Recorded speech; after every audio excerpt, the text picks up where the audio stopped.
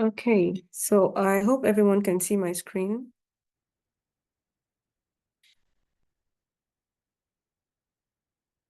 Kindly confirm you can see my screen, please.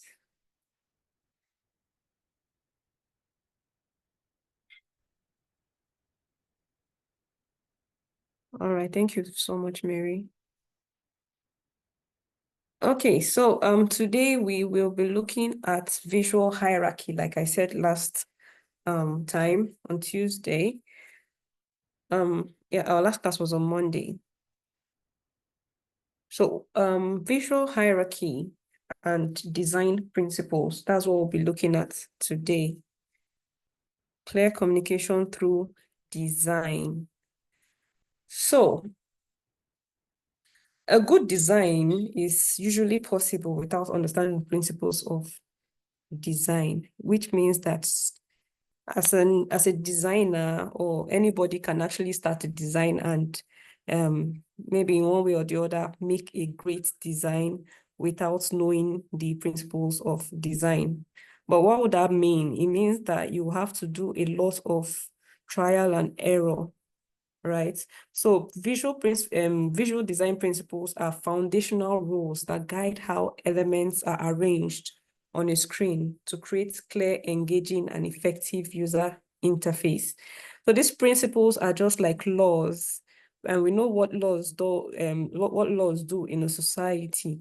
They help help prevent chaos. So that's the same thing these principles do in design, right? Without them, there will be lots of chaotic designs everywhere. Please mute your mic. Only unmute when you're asked to speak. I don't know who is muted. Okay, let's move. So these principles help designers communicate information both visually, and they guide users through an interface with ease. By applying these principles thoughtfully, as designers, we can improve usability, we can enhance user experience, and we also ensure that the product is not only good, it's not only visually appealing, but it functions so well. So whether you're choosing colors, you're positioning text, or even working on buttons, right? Visual design principles help keep your work consistent and organized. Give me 5 seconds, please.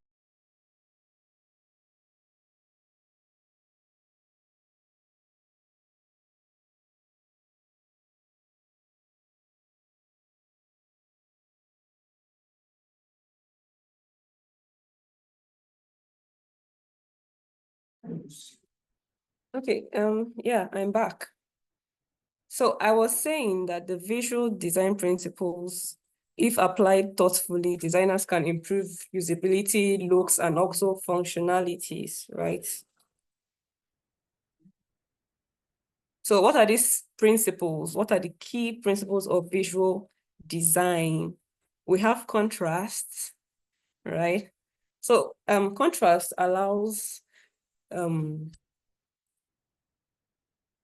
actually refers to how different elements in a design, particularly adjacent elements,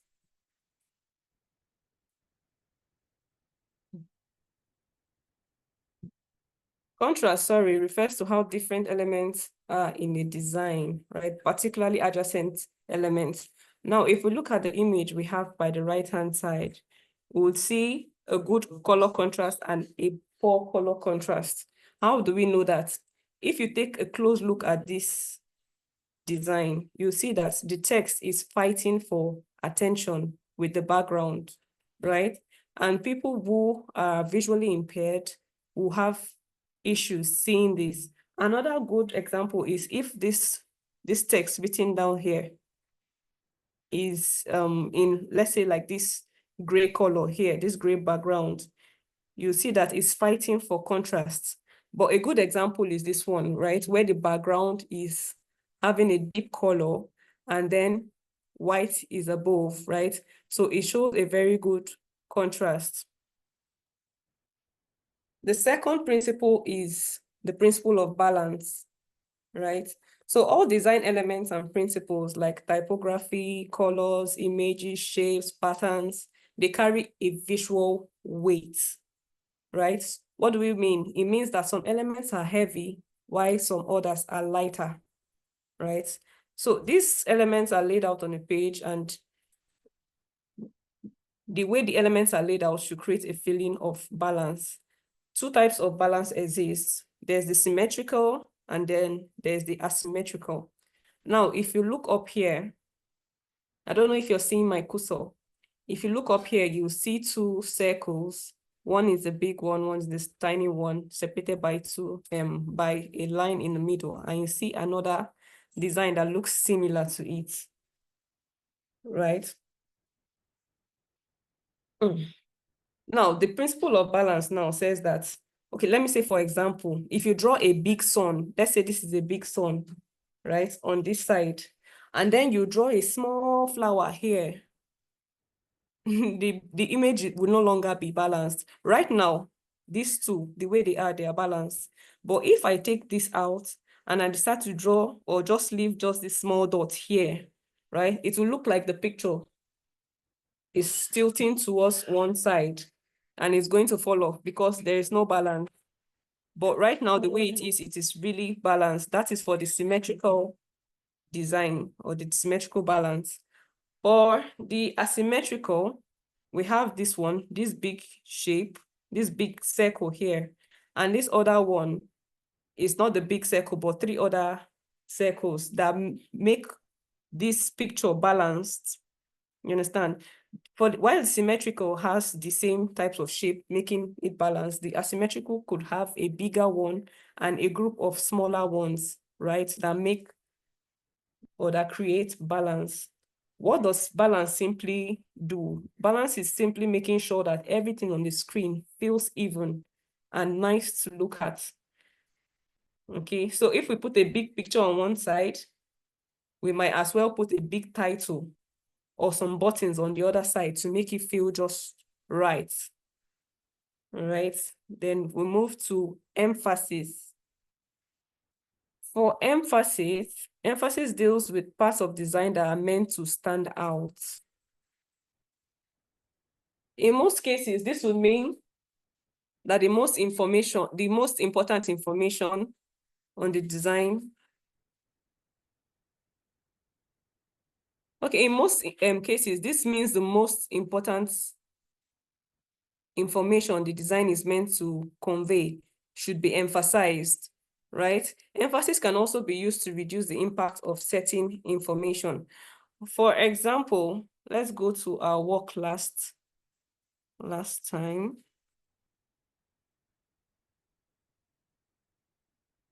Let me minimize this.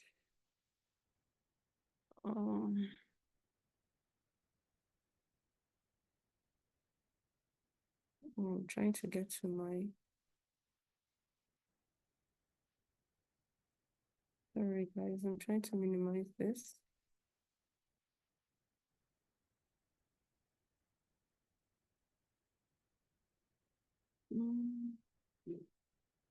Okay. Let me escape from here. Okay, this is what we were looking at last time.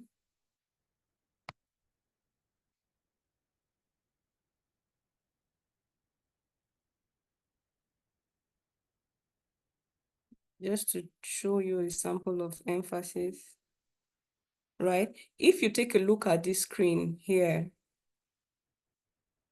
there's something that is being emphasized that the user sees at first once you just look at it, right? Just entering this app, there's something you're seeing, which is this particular place here. Why? Because we've used bolder text to emphasize the importance of this section or whatever we want the users to achieve here in this section.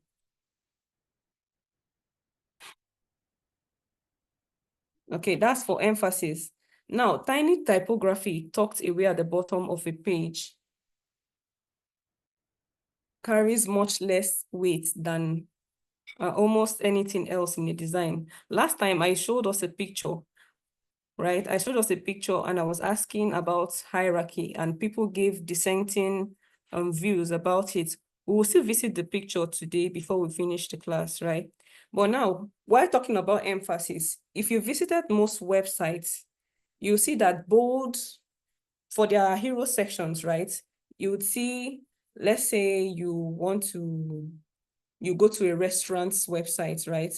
You might see the first text on the hero section written in bold, and they will be like, let's say, tasty bites or get treats that satisfy your stomach or whatever.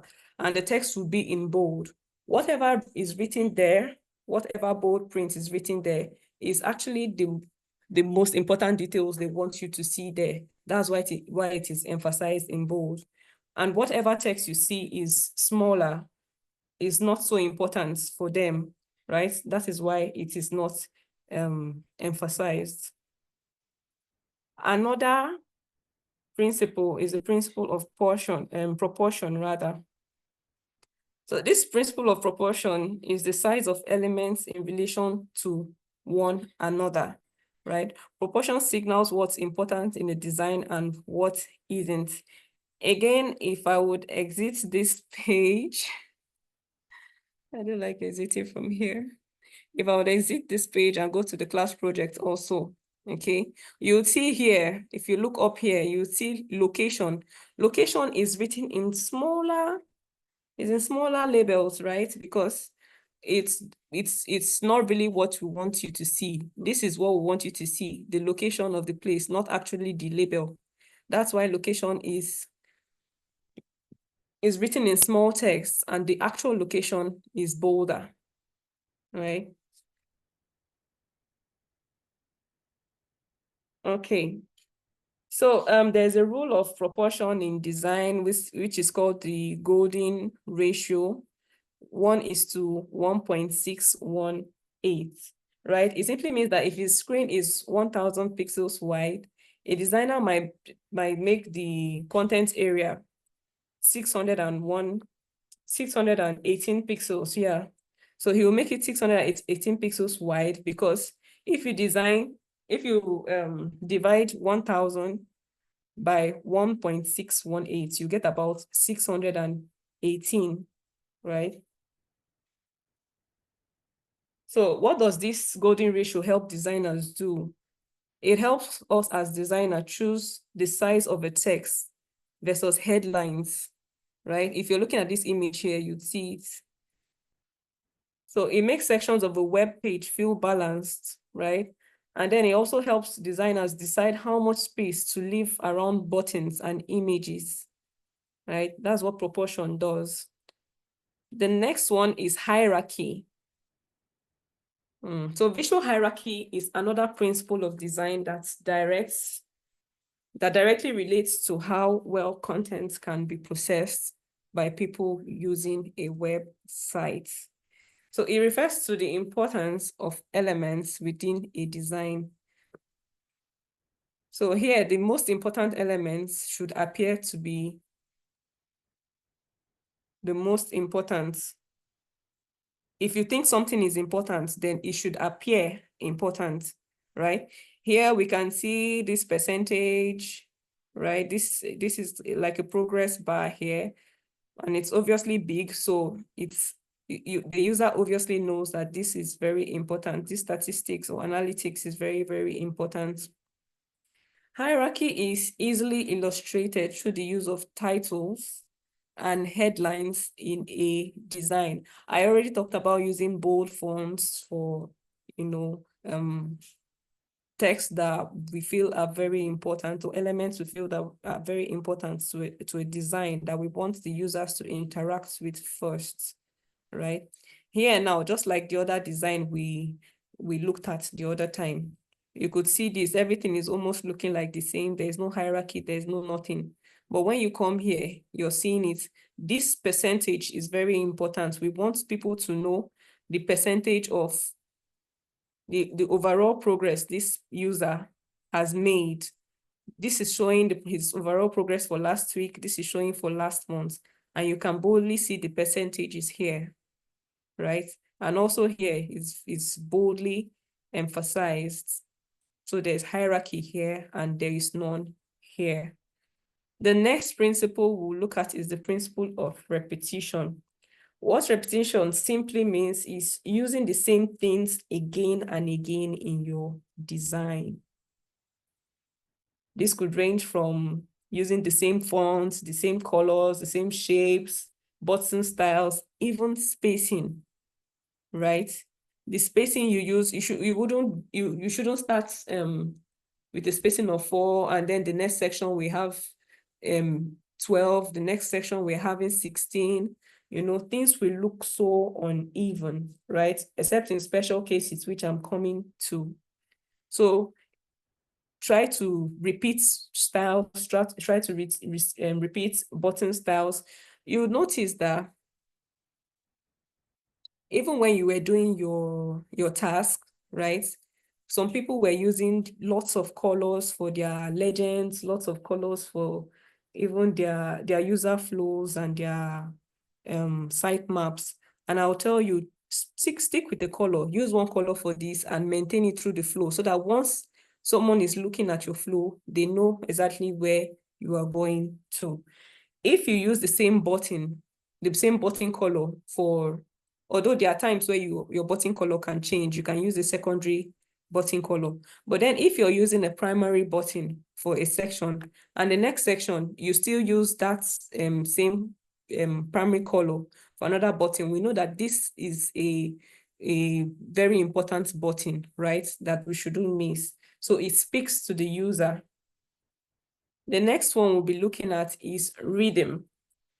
I hope we're following and I'm not too fast.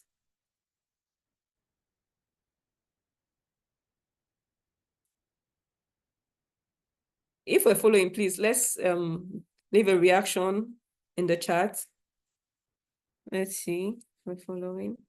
Okay, thank you, user. User, could you change your name to your real name so we can identify you? Thank you, Mimina. Thank you, Oluwashego. Thank you so much. Okay. Yeah, rhythm.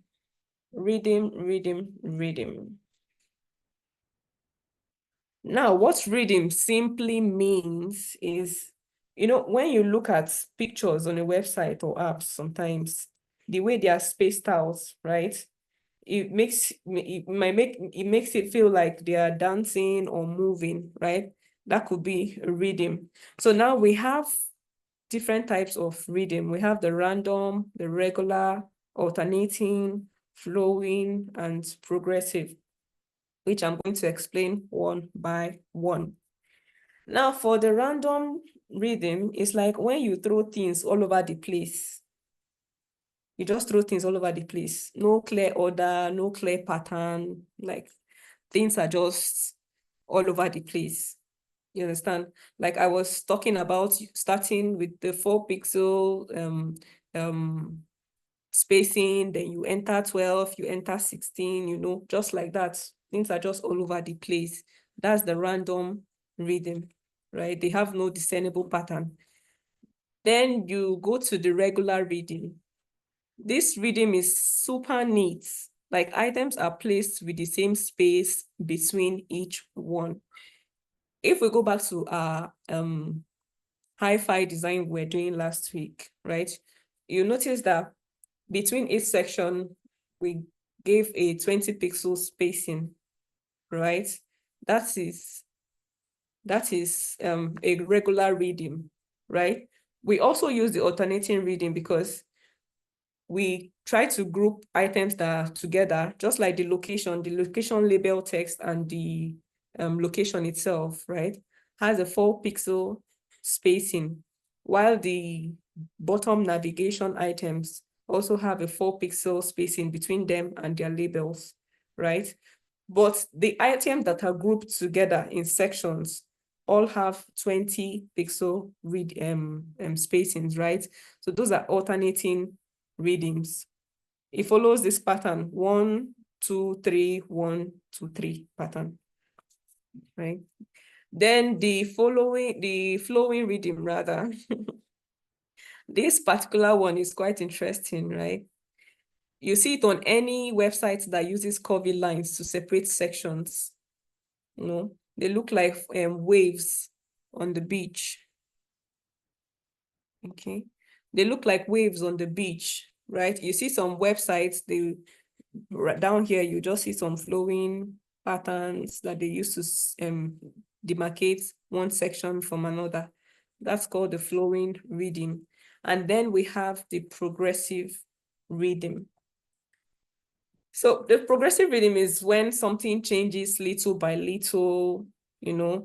Here you can think of circles that go from small to big. Each one gets a little larger than the last one, you know. They just go like that. From small, it keeps growing, it keeps going up. It's called a progressive reading. Now, these flowing and progressive rhythms can be found in creative landing pages. Right? If you've seen all those very artistic and creative landing pages, that is what they use. They use this tool mostly, right? You don't just see it on any websites at all. So you can also see them on banners, animations, and the rest. That's where this bottom two are mostly found. The next is Unity. So yeah, we've seen websites, right, that seem to just throw elements, you just throw things on their pages without regard for how these things come together, how they work together, right? You've seen like in news ads, when they use different fonts, or this, especially like their caricature sections and the rest, right? But Unity here refers to how well the elements of design work together, color, typography, and what have you.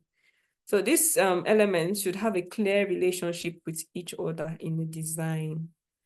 Unity helps ensure concepts are being communicated in clear, cohesive fashion. Let's move to movement. This one is the way the eye travels over a design, right? Where you start from and how, you know, the eyes continue. Once I land on a page, what is the first thing I'm looking at? How does my eye movements go rather? So the most important element should lead to the next most important element. If I come to a page now and I'm seeing that big text that says, get your foods or your orders quickly delivered with us, right? And it's in that big, bold text you mostly see on most landing pages. That is the most important item there, right? We want you to see how we want you to know that this is what this website is all about, right? So after that one, after you've read that one, what is the next thing your eyes go to? That is movement.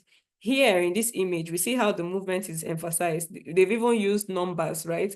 So that when you finish looking at this one, you go to the next one and then you use the third one, right? That's a very good use of movements, right? Okay, let's move to variety.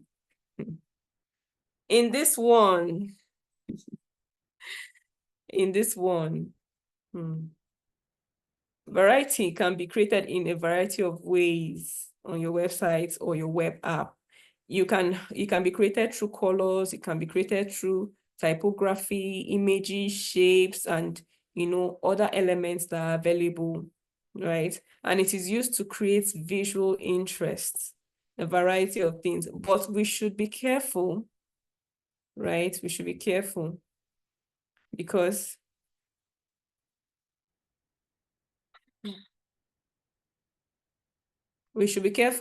variety, if not well used, could actually cause chaos for us.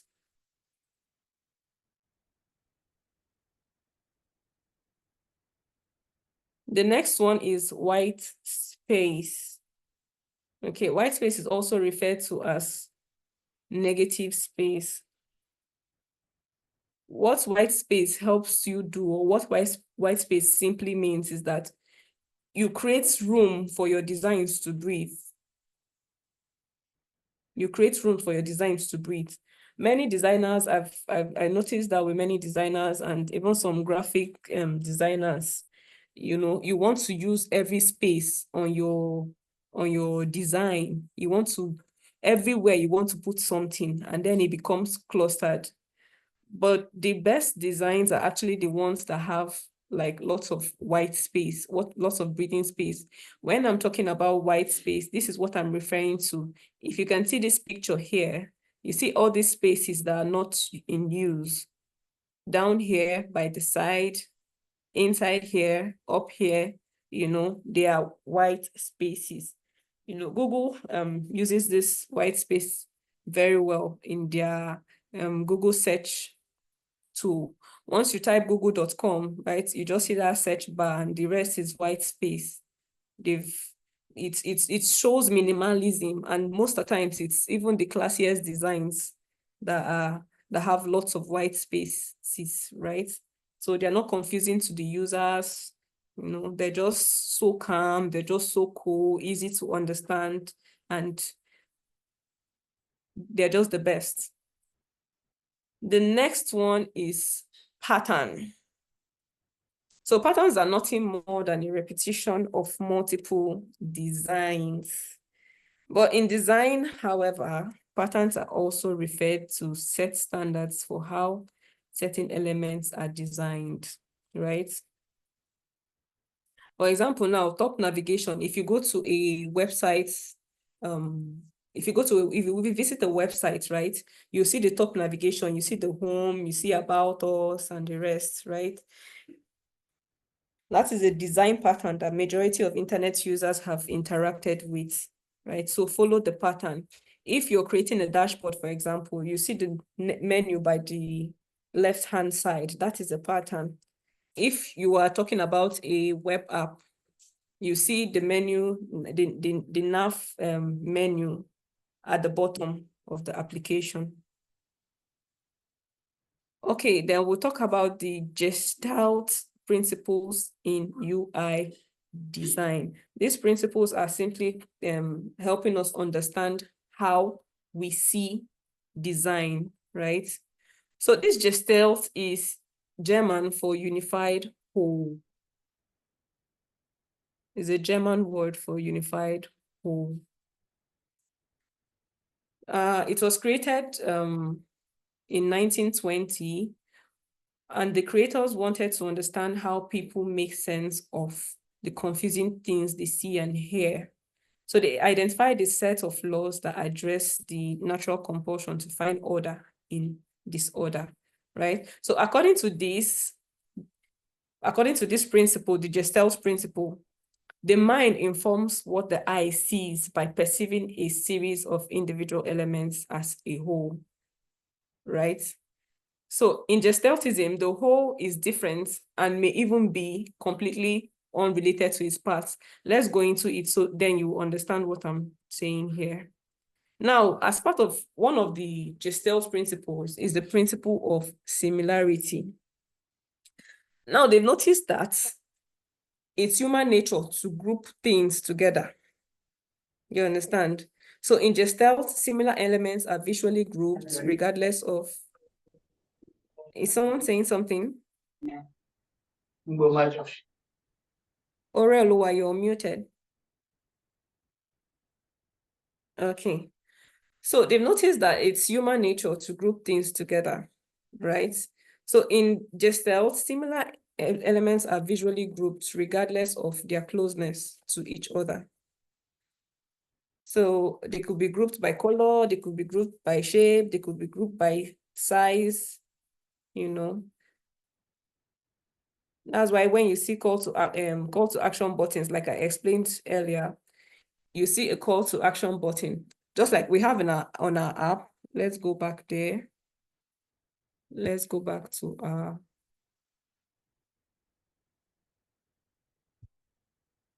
let's go back to our work. It goes back here, right? where we have this button. This is our CTA button, and it has been established that this is our call to action because we want users to click on this and claim this, right? Claim the offer. If I duplicate this button and put it down here and put another text, let's just say, see more. You understand? You seeing this button, you will still recognize that it's a call to action button. You still recognize that this is a call to action button, right? Why? Because it looks the same. It's very, very similar. Despite that, it's not in the same section. It's very far from this other button. But you know, because it's very, very similar, that it's a call to action button. That's for the principle of similarity. It's why call to action buttons are often designed in a different color than the rest of a page. So they stand out and draw the visitor's attention to the desired action. While you have other supporting buttons, like if I were to have on that page, I have claim, and by the side, I have a button outlined that says some other thing, right? Some other, like, go to next page or something like that. You can't say go to next page, but I'm saying, for example, you understand? You know that you easily understand that that is not the main button. But if I put that call to action button below and it has another action it's asking the users to do, you would quickly understand that this is a call to action button, and because it's standing out. Another is the principle of continuation. So the law of continuity states that the human eye will follow the smoothest path when viewing lines. This is almost similar to the principle of movement, right? Like starting from here, these are dotted lines. One is a straight line and one is curved. If I start from here, my eye will go from left to the right to the end before it comes down here and goes this way, right? So this principle is very valuable because the goal is to guide a visitor's eye in a certain direction. When you're creating apps, you want your users to do what you want them to do. You understand? That is the goal of creating the app, because if your users do not do what you want them to do, you are creating an e-commerce site. You want users to shop, right? If users come to the site and they end up not shopping, it's a flop. Sorry to say, your goal has been defeated. They just come and at the end of the day, they are frustrated. No, that's not the reason why we're designing. We're designing so that businesses can be impacted positively. Businesses can actually thrive, not the, we don't just, we design to affect people's businesses, right? We don't just design for everything to just be beautiful without functionality. That's a very bad design.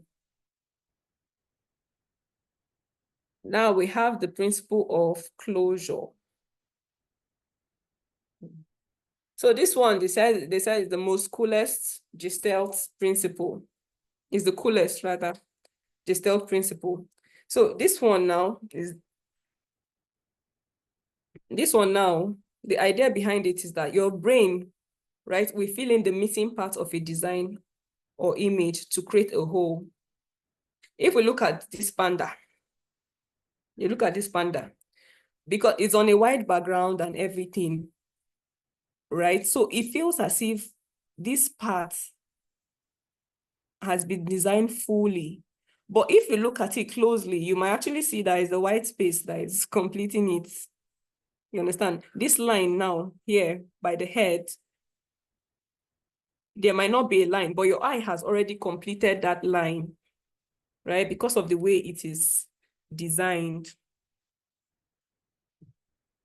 In its simplest form, the principle of closure allows your eye to follow something like a dotted line. Right now, we don't have a dotted line, we just have the space, but your eye is still following it. Even down here, right, from the back side of the panda, your eye has already completed the line, right?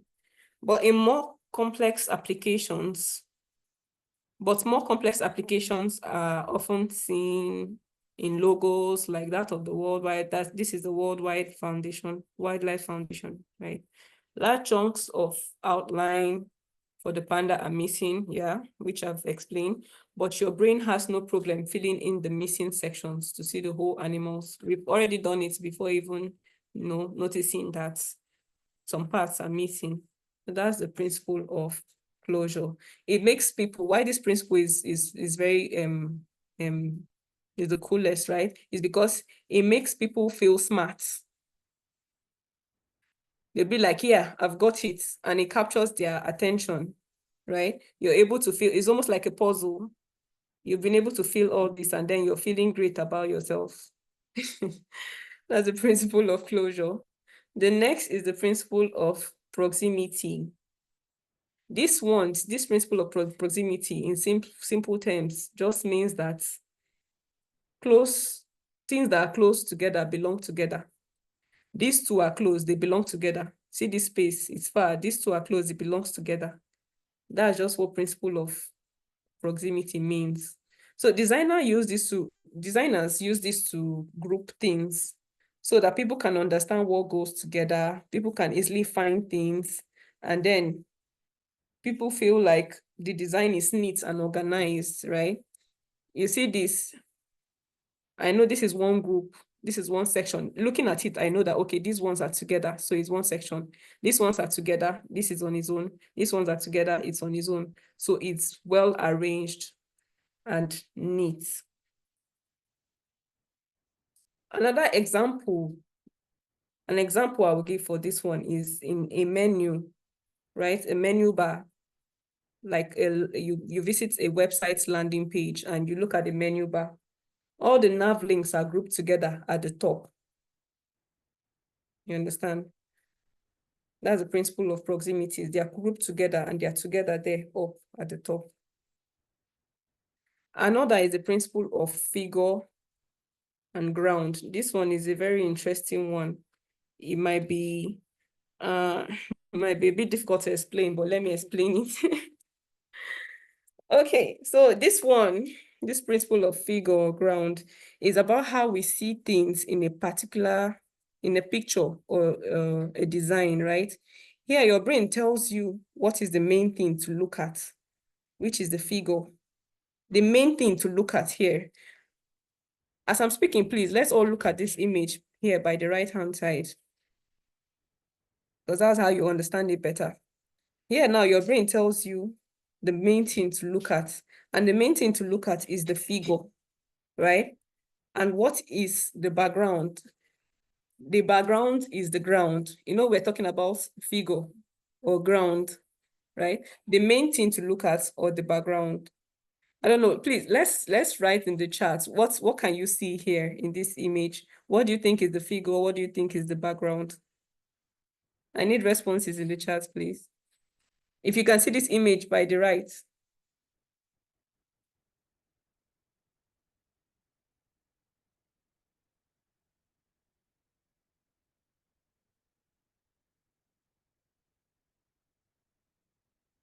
Let's see the charts. Gorilla. Figures are the chimp and lioness, and the tree is the ground. Okay, great. Fijola. Tiger and Abigail, you're seeing only tiger. Gorilla and the lion. It's a lion or a tiger. Chimpanzee. Okay, but if you just come, like most times, if you just come to the design at first, you might not even recognize or realize that there are figures of animals here till you look closely, right? So what does this particular principle, right, that seems complex, what does it help us to do in design, or what do we use it for in design? Now, we use it to make sure that the important stuff like text, buttons, they stand out clearly. And also we use it to keep the background calm so it doesn't fight for attention. Then we can also use it as designers to give a cool effect where shapes or colors will guide users' focus, right? In short terms, just briefly, in short, very short terms, the thing you're looking at is the figure. These ones here, they are the figures. Then the stuff behind it, which is this tree, is the background. This is the background. Then the last principle we're going to be looking at under the Gestalt is the principle of symmetry and order. Is there? Okay, there are others. Okay, yeah, we'll be looking at the principle of symmetry and order.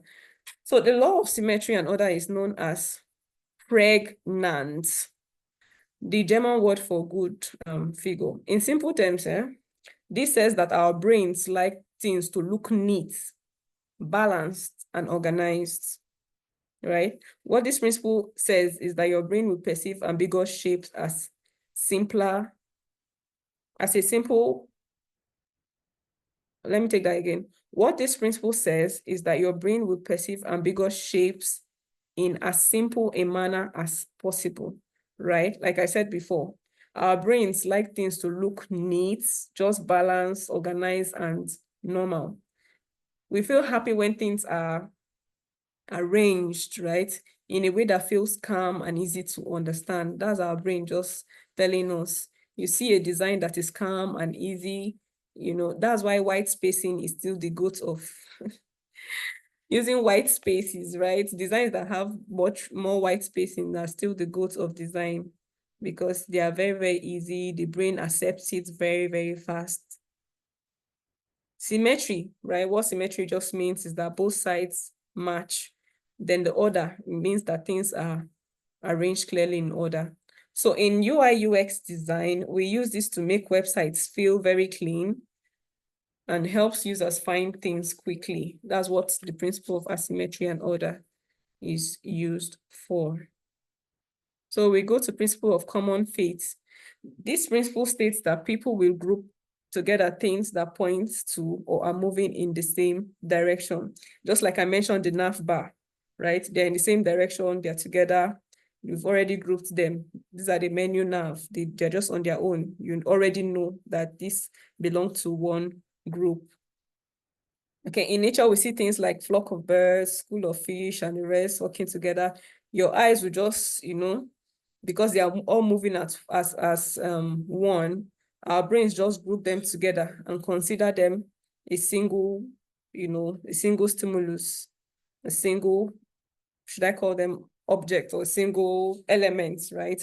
Because they're grouped together. That's the principle of common faith. So we have entered visual hierarchy itself. Visual hierarchy itself. Since I've been talking about design principles and the rest, but now visual hierarchy. How can visual hierarchy help clear communication through design? First of all, what is visual hierarchy? Visual hierarchy is the practice of arranging elements in order of importance to direct a user's attention to contents or tools that meet their needs. In very simple terms, visual hierarchy means showing people what to look at first. Showing people what to look at first. This will take me back to, I'm going to minimize this again and go to our, going to minimize this and go back to our project here, where we have this, right? And from last week, I think, what was his name? Who said this this image by the right-hand side showed more visual hierarchy than this other one. I think it's Ade, what's that his name again? Let me look for him. Let me see if he's in this class. Let me look for him.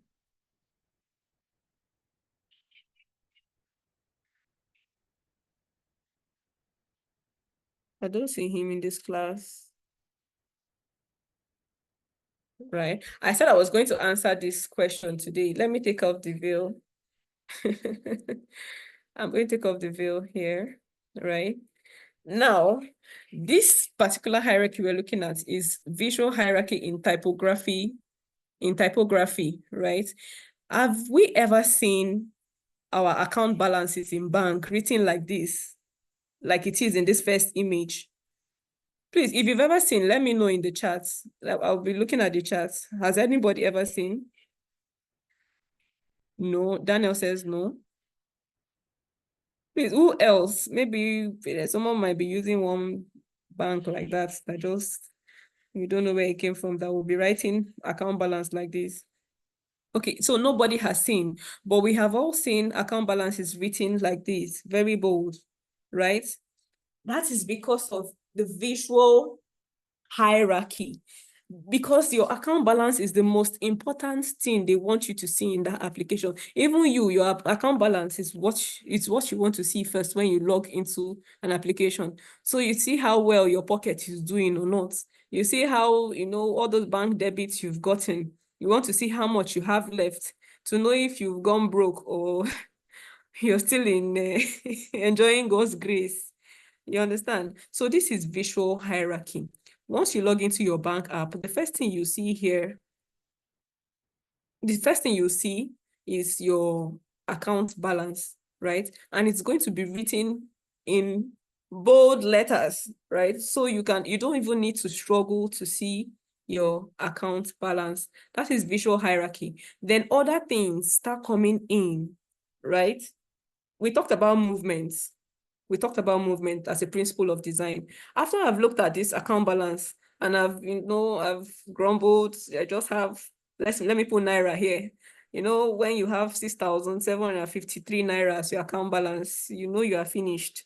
So you've grumbled and grumbled. You now go down to see, how did I even spend this money? Let me check what I did earlier this week. You go down. But here, there is no hierarchy. There's no visual hierarchy. You just come in, everything is fighting for attention.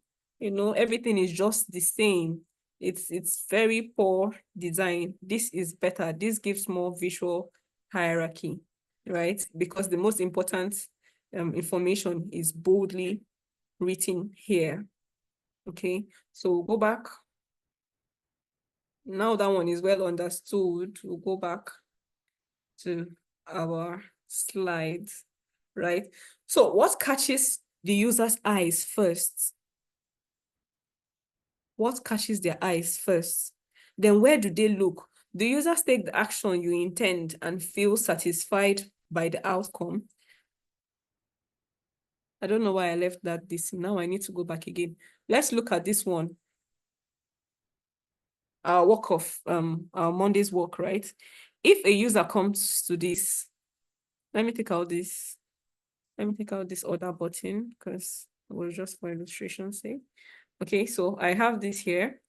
A user comes to our e-commerce app, right? What is the first thing they're seeing here?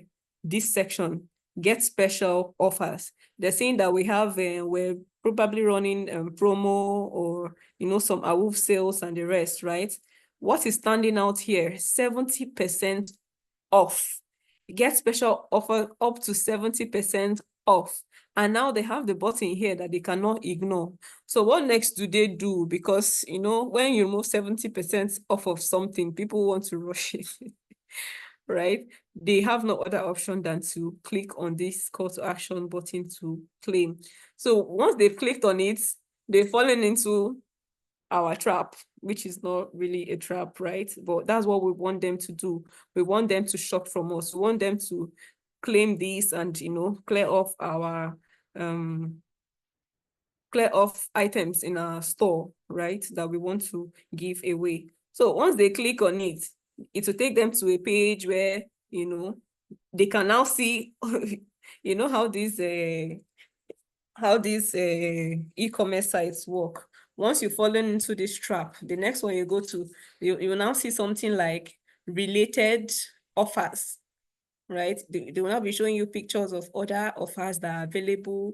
Then you'll be seeing other fine things you like. You'll then be claiming and claiming and claiming and claiming. At the end of the day, your carts will be full and you might end up buying things you didn't bargain for. Okay, right? So that's what visual hierarchy does. It helps users focus on that thing you want them to do, that action you want them to take, right? So when done well, visual hierarchy helps people understand information intuitively, right? It's how audience can quickly understand from a glance at a movie poster what the movie is about. They just put faces, put the bold text and the rest, and you started to imagine, maybe this movie is about this movie is about that, right? That's what visual hierarchy does. So it also takes inspiration from the Gestalt psychology, which explores how the mind creates order out of chaos. Now, there are so many things on the page, right? But what is that thing we want you to focus on? That is the thing we've written or we spelled out in bold letters, right? So look at all of this text here. The first thing you're going to read is this big one.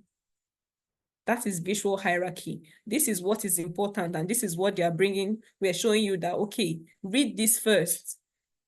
Then you can go and read, you see, come back here. And then you go and read others, right? This is visual hierarchy. Now, there are 8 key visual hierarchy principles to help the mind grasp ideas quickly, right? That are used by designers.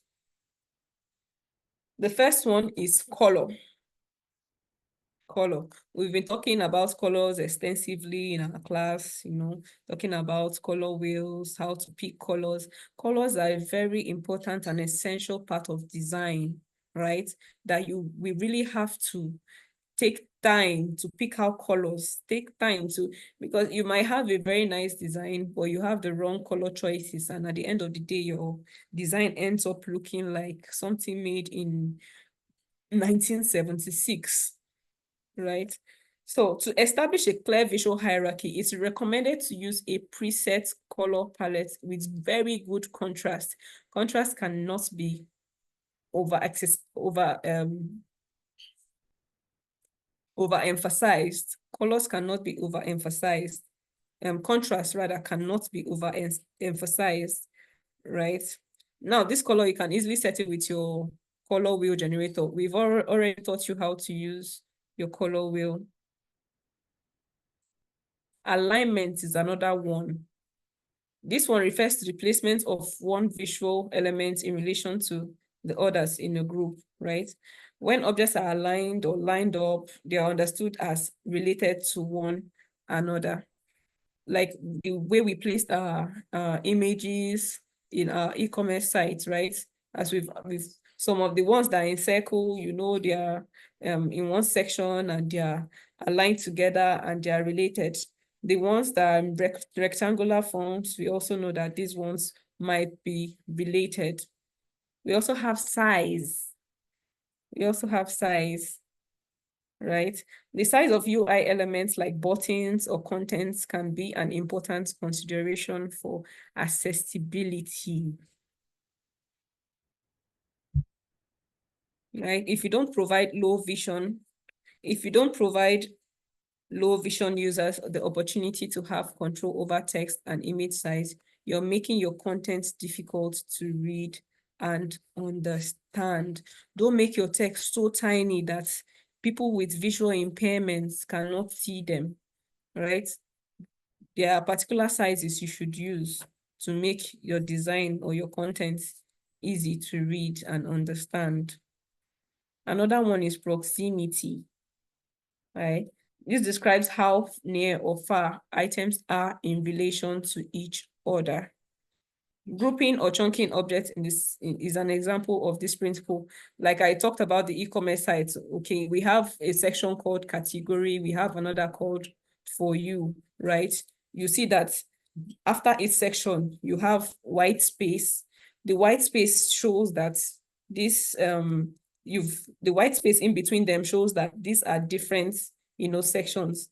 The ones that are there together are one section. The ones separated by a white space is another section. Then we have contrasts. Okay. Contrast is when notably different elements are close together. So designers often juxtapose warm and cool elements or complementary colors to enhance visual appeal, right? In simple terms, contrast is just making things look different, so they stand out. It's just like you have a white background here, you then put a gray.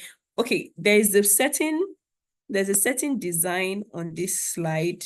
I don't know if you can see it. It's almost like a, should I say a fabric, or it's not really floral, but it's in ash, right? And it's not even, it's not clear because there's no contrast. But now look at the black text written on this white background, right? It shows contrast. If we use a light gray colored text here, the contrast is going to be very, very poor, right? So it's best to use bright colors on dark backgrounds, right? A bright button stands out from the rest of the page. If your button is bright, it's going to really stand out, or the colors are bold, it's going to really stand out. So contrast, like I said before, cannot be overemphasized. It is very important for visual hierarchy. Another one is texture. Texture, the way a surface feels, right, or a UI element. Texture is simply adding little visual patterns. You see here, by the right, we have some patterns, right, or details that look like they have a feel. So in design, a rough texture on one section makes it pop out from the smooth parts, right? Like these textures we have here now, these textures, let's just say we remove the circle and we put it here by the side. Most times, if you come into the slide, you look at the texture first before, so it adds this level of, I don't know, it makes the whole design pop out, right? That's what texture does. So a richer texture stands over flat ones. So when you're choosing your texture, you should know which one to use. Another visual hierarchy principle is time. Time in visual hierarchy is about what people see first, then the next. It's time almost creates like a little story, right? It creates like a little story. Where you see time mostly being used is in animations that appear one after another, right? They guide your attention step by step. Most times when we're creating our onboarding screens, right, you have the splash screen. And once the splash screen goes away, you now start seeing information about the app, what the app, like little information, let's say you are opening an account, with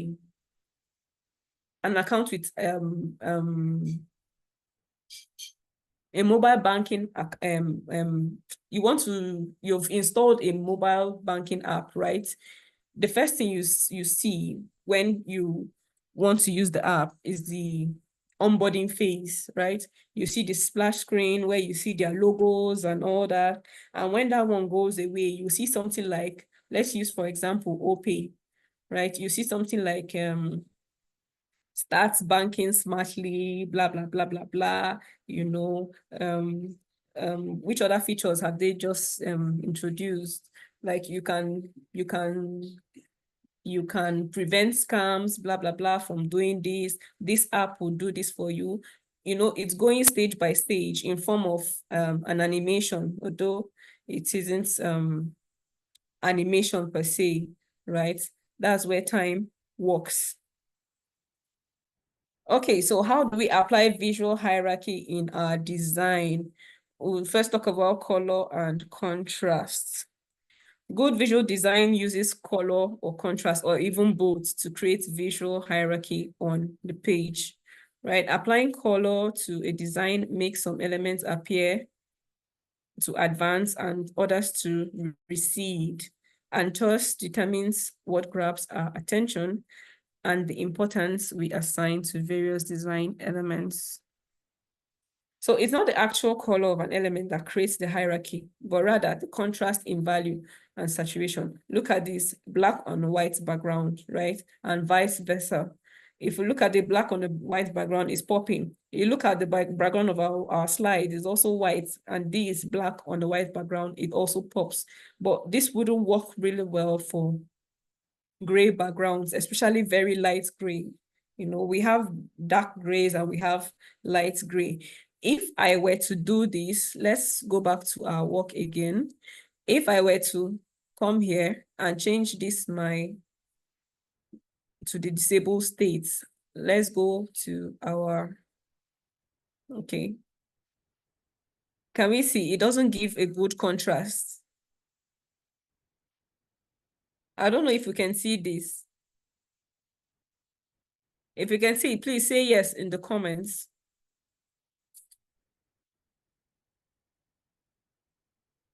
Okay, thank you, Daniel. Thank you, Abigail. So this gray on a gray background doesn't give a very good contrast, right? So that's why we have to use bold colors. Let's go back.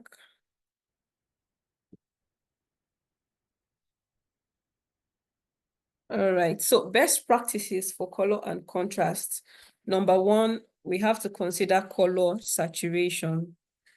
Bright colors naturally stand out, like we've said, right? So we have to use them for important items. The less saturated colors can be used for items of lesser importance, like the gray I mentioned, right? So reserve in your design journey, try to reserve warm, bright colors like red for warnings or errors. Although there are times when you can use red for, like we use red for our like icon, right? Our favorite icon. Well, most of the times red is associated with warnings or errors in design. Another one is don't use too many colors, right? Don't use too many colors. Some color schemes are so beautiful that when you look at them, you just want to use everything, but they can actually feel overwhelming on the page. So it is best, right? Especially if you're making uncomplicated designs, like just normal designs, just try to limit your colors to 2 primary colors, 2 secondary colors, or yeah, 2 primary colors, 2 secondary colors. Your accents can come in, accent and the other ones don't really matter that much, right? Another one is don't use too many contrast variations. Don't use too many contrast variations, right? Use no more than 3 contrast variations. I even think 3 is a bit too much, but yeah, for complex designs. But if you're doing normal designs, 3 is a bit too much, right? If everything is contrasted, nothing stands out, everything will just be fighting, just like the other example we looked at. Everything will just be there normal. We don't know what is important and what is not important. And finally, don't rely on color only to communicate visual hierarchy, right? People with color blindness, you know, it's a thing, it exists, right? There are people who are blind to color.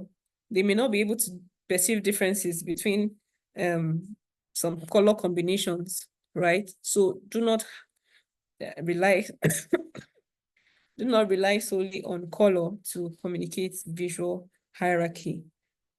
Now there's scale and size. We've talked about size before. That was for principle of design, right? But we're seeing it also here. Scale and size. The principle of scale is key in creating visual hierarchy in a design. This here, find yourself outside, right? Was what I was talking about when I was referring to like a food application or stuff. Once you come into the website, this is the first thing you're going to see. Why? It is big, it is bold, right? It's at the top. They want you to see. This is the first thing we want you to read. Then your eye can start moving. You know, you can now scan other things. Bigger elements stand out more and attract users' attention. So size can be used as a marker for importance. So do not rely only on colors. You can also use size and scale. Best practices when using scale. right? Use no more than 3 sizes. We can see here in this example, right? For this milk pack, they've used this first one, which is bold. They want you to see that it's milk, and then it's 25% of what milk, and there's this other one, right? This other size here. So 1, 2, 3, which is also repeated down here. Okay, so don't use more than 3 sizes when you're looking at sizes or using scale, right? Make the most important element biggest, which is this. It is milk. That is the most important about this one. It is milk. That's what we want you to know. Likewise, make less important elements smaller, right? If it's not helpful to your business or it's not helpful to your client's business, it has no business being the biggest or having the biggest fonts on the web app or the website, right? Make it smaller. Okay, grouping, proximity, and common regions. Okay, so grouping helps it helps us see the bone or structure of a page and allows us to direct attention to those areas of the screen that are likely to be relevant to our goals. Just like here, right? Good afternoon. All this is in the section. Recently played, this is helpful to us, is also in a section, right? Made for Kelly Gordon is also in a section. Without grouping, it will be difficult to understand where standard areas such as navigation, content, ads, and where they are, and thus harder to figure out where to direct attention on which areas can be safely ignored, right? If this header text, this section text wasn't here, right? And this one was out, there would be a problem. There would be a problem. The app would not look intuitive enough. It wouldn't look helpful at all, right? But since it's here, and then you see they've applied ample white spacing, right? Now, when you look at it, you know that from good afternoon to here is a section. You know that from recently played down here is a section, right? All these are grouped together and they belong to one section. All these are grouped together and they belong to one section. Okay. Another one, another one, best practices for grouping. Like we've seen here, there's enough white spacing. When I talked about white spacing, I said white spacing helps your design breathe, right? Let it breathe. Let it breathe. An element that has more space around it we perceive as one group. This is a very good example. There's enough space around this, so we know already without being told that this is one group, this is one group, right? If the group contains many elements, the attention will likely be divided among them. Consider emphasizing the most important aspect of your design by giving it more space. And also consider using a container. Now, if the space is not enough, in most applications now, if this space is not enough, what we usually do as designers is that we put it in a container, in a card. You understand? You already putting that in the card shows that all everything that belongs inside that card is in a group, right? Everything that belongs into that card is in a group. So that's another way to go about it. Either you give it enough white space or then you put it in a container or a card. In summary, visual hierarchy helps users know what to look at first. That is the most important aspect of visual hierarchy.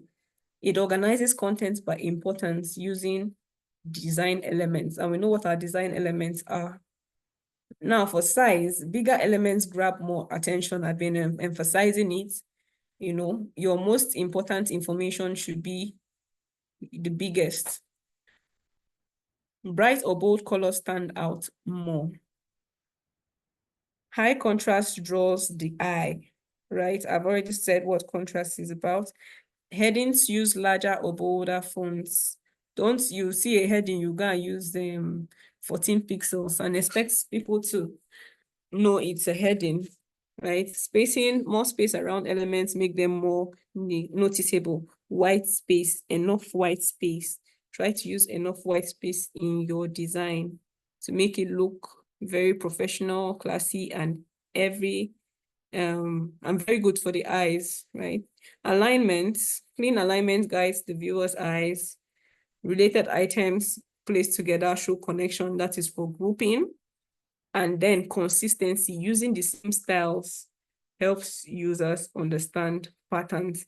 When we talk about using the same styles, it cuts across buttons, font size, and the rest. Let's say, for example, I'm using orange for my call to action button. I then go to another page, right? And I then use purple, right? Meanwhile, on my hero section or the hero section of my website, I've used orange as the call to action button, and the supporting button by the side I've used an outlined button. Then I go to another page, I use purple color. I go somewhere else, I use blue, right? It's not consistent and it's going to cause a lot of chaos, right? So try to be consistent in your typography.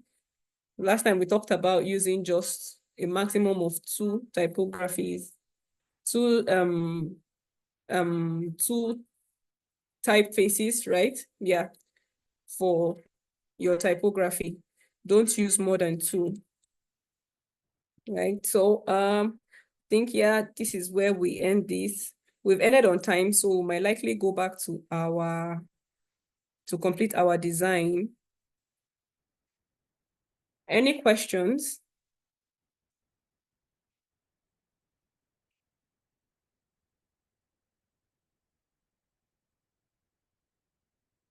Any questions? Let's see. TB says no question. Yeah, Abigail, sorry for what, please? Okay, maybe my cough. Thank you.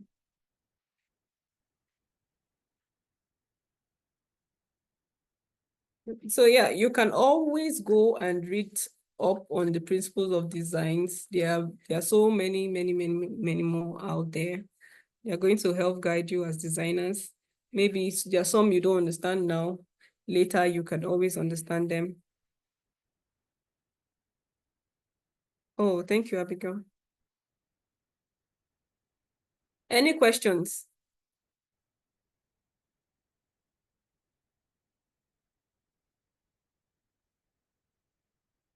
Okay, so should we go back to our design?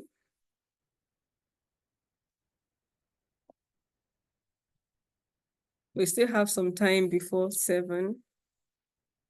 Okay, okay, yes, please, yes, please. Let's go back to our design. Okay, okay. All right, so I will stop sharing this.